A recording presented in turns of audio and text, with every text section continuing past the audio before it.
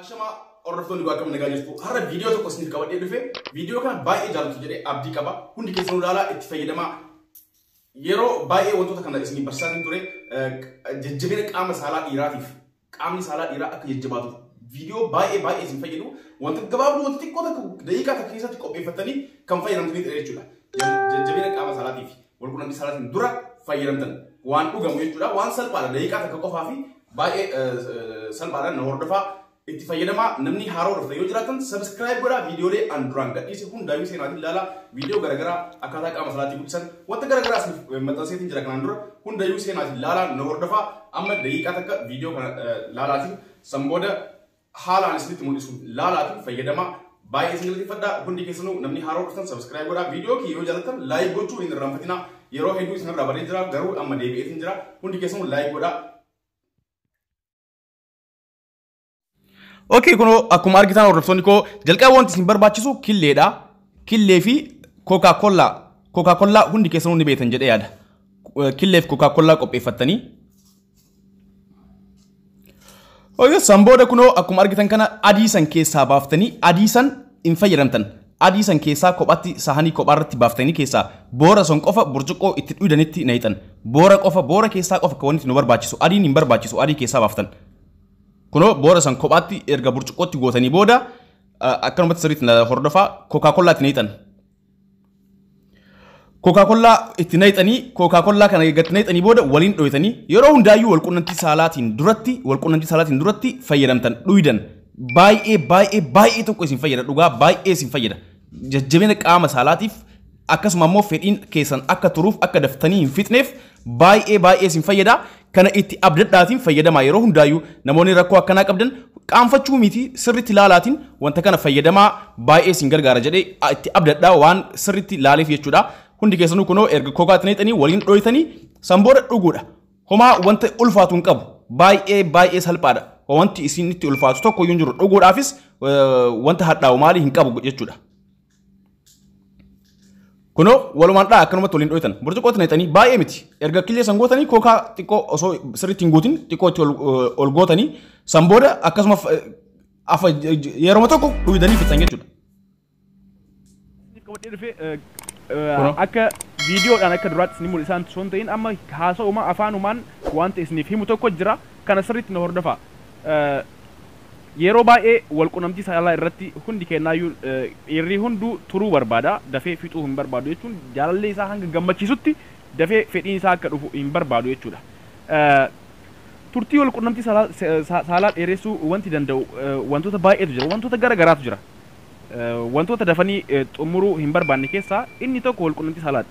Walqunnamtii saalaa keessattuu dhiirri dafee fixuu hin barbaadu dafeetiin osoo jaalallee isaa hin gammachiisin yoo kan fixu ta'e akka wanta qaanyii tokkotti itti dhagahama jechuudha. Akka wanta qaanyii ta'e tokkotti itti dhagahama dafeetiin yoo kan fixu ta'e. Wanta kanaaf wanti isin fayyadu inni tokkoffaan yeroo walqunnamtii saalaa jalqabdan jechuudha. Walqunnamtii saalaa yeroo jalqabdan hafuura dheeraa fudhachuu yoo xiqqeessitanii hafuura baafattan gara daftanii fixuutti deemtan jechuudha. Hafuura dheeraa baafachuun dirqama yeroo walqunnamtii saalaa jalqabdanitti. Inni lammaffaa ammoo kophaatti shaakaluu jechuun yaa'u akkuma hundi keessanuu beektan mala tuttuquu fayyadamuun wantoota garagaraatiin jechuudha. Kophaatti shaakaluu jechuun yoo sanyiin kormaa dhangala'uuf jedhu gidduutti dhaabuudha. Gidduutti dhaabu fakkeenyaaf fincaan yeroo fincooytanis fincaan osoo fincaa'uu jirtanii fincaan sanitti isin qabee fincooytan san jidduudhaan dhaabdanii tursiisuu wantootni akkasii sunniin akka fedhii yeroo walqunnamtii saalaa gootanitti daftanii akka hin fixne akka fedhii keessan to'achuu dandeettan isin gargaara jechuudha. Kana irra deddeebitanii yaaluudhaan wanta kana sirreeffachuu dandeettu. Yeroo baay'eetti akkuma beekamu shamarran jaalallee keessan yookaan haadha warraa keessan gammachiisuu dhabuun ni mala. Gammachiisuu dhabuun maaliifuu dursitanii fixuu wantoota kanarratti yeroo baay'ee irra deddeebi'eetiin barsiisaa ture dubbachuutis ture. Wanti kun waan baay'ee nu fayyadudha jechuudha hundi keessanuu. Akkuma amma isin jedhee kophaatti yaaluudha. Fincaan yeroo finceentunis akkuma isin jedhe jidduutti dhaabdanii tursiisuu danda'uu qabdan. Wantoota akkanaatiin fooyyeessuu danda'an. Akkasuma maloonni garagaraa ni jiru hundaayyuu viidiyoodhaan yeroo hundaa isiniif dhiyeessa. Kana booda YouTube holqa barnootaa jedhu kanarratti holqa barnootaa kana subscribe akka gootan asumaan isin affeera. Okay, inni sadaffaa irratti ammoo yaa wanti kuni waan doktoroonni baay'een ibsanidha kuni jechuudha. Amma malli aan amma isinitti himu kuni wanta doktoroonni baay'een dubbatanidha doktoroonni keenya jechuudha. Kanaafuu wanta kana akkuma salphaatti yaaluu dandeessu. Kan itti aanuuf garuu ani wantoota gara garaa isiniif qopheessaa jechuudha. Yeroo qunnamtii saalaa godhan yoo miirri ol ka'e sanyii kormaa dhangala'uuf jedhu bakka qaamni saalaa dhiiraa qaamarraa itti ka'u jalaan jabeessanii gadi qabu akka dafee hin dhangalaane gargaaraa. Kanas qofa ofii kophaa shaakaluun gaariidha jedha. Kanas wanti kun amma kan isiniif himu kun wanta doktoroonni tokko tokko ibsanidha. Inni afuraffaan yeroo ol qunnamtii saalaa godhuuf guutumaa guututti yaada keenya qaama saalaa irraa kaayuu hin qabnu. Amma as biratti yeroo wal qunnamtii saalaa gootan yaanni keessan qaama saalaa keessan irra ta'uu hin qabu jechuudha. Qaama saalaa keessan irra ta'uu hin qabu. Wanta biraa yaaduudha. Gara biraa yaaduudha. Daftanii hin fixan jechuudha. Fakkeenyaaf jaalallee keessa wajjin wal qunnamtii saalaa jalqabdanii jirtan jennu seera irra baatanii jalqabdanii jirtanii yeroo jalqabdan san ammoo wal qunnamtii saalaa san fedhiin keessan ni beekaa fedhiin miira adda addaa qaba. Qaama saalaa keessan irratti yaada keessan godhuu hin qabdan. Yaada keessan gara biraa gochuu qabdan. Ofirraa yaada keessan fageessuu wanta biraa yaaduu wal qunnamtii san daftanii fixuu akka hin fixne isin gargaara jechuudha. Gara biraa yaaduu qabdanii inni afuraffaan isa kana. Shanaffaa irratti ammoo yeroo wal qunnamtii saalaatiif qophooytan jarjaruu dhabu. Jarjarri yoo jiraate daftanii akka fixan isin godha. Jarjaruu dhabu suuta jettanii wal qunnamtii saalaa raawwachuu. Suuta jettanii jaalallee keessa wajjin yeroo wal qunnamtii saalaa gootan wanti ormaap jedhamu jira, wanti garagaraatu jira, iddoo tuttuqamu wanta kanatu jira akka isiin kan fedhiin isii dafee dhufuuf. San booda ammoo jarjaruu hin qabdan. Suuta jettaniitiin wal qunnamtii saalaa san godhuu qabdan. Osoo wal qunnamtii saalaa godhaa jirtanii yeroo jalqaba irratti daddaffiidhaan yoo godhaa jiraattan gara fedhiin keessan dhufuutti yoo kala'u ammoo gadi xiqqeessuu suuta jechuu qabdan. Steep xiqqeessuu qabdan. Akkasumatti yoo kan jarjaraan deemtan ta'e dhumarratti daftanii akka fixan isin godhaa waan ta'eef yoo fedhiin isii hin dhufin kan turuu barbaaddan yoo ta'e iddoo sanitti suuta jettanii yeroo fedhiin keessan dhufuuf kalaa'utti suuta jechuu qabdan. Yookaan ammoo dafeetiin fedhiin keessan dhangala'aa jechuudha. Kanaaf wanta kanas itti sirreessaa kunis baay'ee isin gargaara jechuudha. Okay, jaha isinitti himee jira na fakkaata.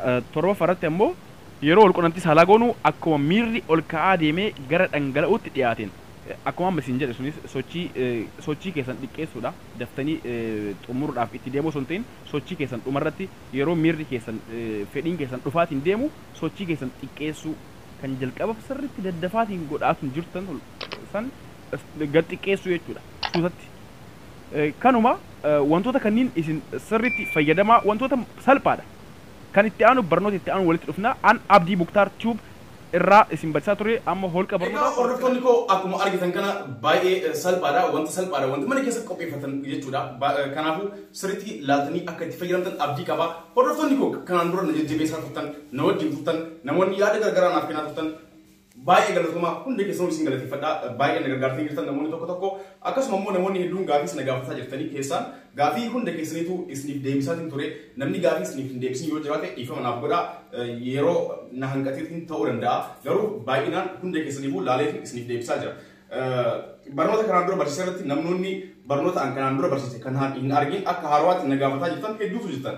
Kanaafuu hundiyyuu seenaa fi ilaalaa namoota keessaan naaf barreessaniif leenkii isiniif ergaatiin jira. Namni biraatis ammoo seenaa fi viidiyoolee duraanii hundaayyuu takka takkaan wantoota akkanaa kanarratti wanta baay'ee barsiisee jira waan ta'eef hundi isaanii seenaa fi ilaalaa baay'ee irraa fayyadamtan jedhee abdii qaba. Viidiyoolee kiyya kan duraanii hundi isaatu kan faayidaa kan hedduu isin fayyadanidha waan ta'eef hundi keessan seenaa fi ilaalaa. Wanta biraa barnoota biraa kan barbaadan yoo jiraate ammoo naaf barreessaa gaafii qabdan hundaayyuu na gaafadhaa. Ani haala danda'uun wanta danda'uun isiniif qopheesseetiin isiniif dhiyeessa. Kanaafuu ilmaan Oromoo bakka jirtanii namoonni akkuma reef jedhe haaroo dhuftan yoo jiraatan subscribe godhaa. Viidiyoo tokko yeroo gadhiisu like godhaa. Like keessan hamilee naaf ta'a. Like keessan baay'ee nama jajjabeessa waan ta'eef hundi keessanuu like godhaa. Likein keessan akkuma isin jedhe hamileedha. Kanaafuu gaafii yoo hin qabaatin asumaan addan gallaa yoo gaafii qabaatan garuu koomantii jalatti naaf barreessaa. Ammas gaafii keessan laaleetiin haala danda'uun koomantii jalattis ta'ee isiniif deebisa yookaan ammoo namoonni keessaan dhuftan isiniif akkasuma keessaan isiniif deebisa. Namoonni koomantii jalatti na gaafatan koomantii jalatti riiplaay godheetiin isiniif deebisa jechuudha gaafii keessan. yoo gaafii qabaatan asumaan addan gala yoo gaafii qabaatan ammas na barreessaa an abdiidhaa kan isin wajjin jiru jiinii amma itti aanu kun guyyoota muraasa tafee ji'a ramadaanaati namoonni hordoftoonni amantaa muslimaa asumaanuu baga isin jechaatiin of duratti jechuudha.